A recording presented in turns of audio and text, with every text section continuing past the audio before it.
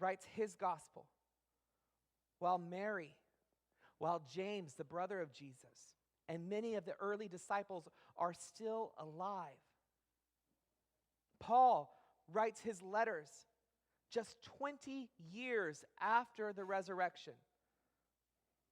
And Paul, in his letters, he quotes creeds, which is small sayings that are passed around the community, creeds that are even earlier, that are within 5 to 10 years after the resurrection. There's no time for myth to grow. There's no silence where stories can develop, where people can just make things up and include it. There's no gap where a legend can replace a real memory. You cannot invent a virgin birth while the mother is still alive. You cannot create angels and shepherds when the people who are in those regions still know each other's families. Those shepherds who saw the angels that night, they did not keep quiet.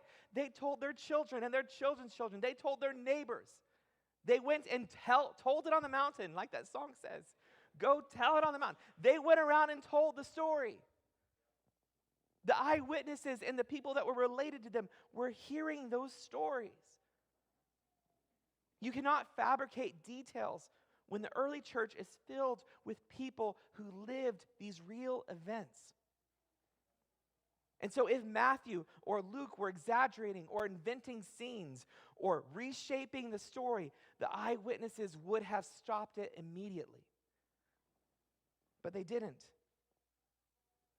The eyewitnesses didn't stop them because the early church recognized the accounts to be true. Not myth, not legend, not embellishment. This really happened. What about the contradictions between Matthew and Luke?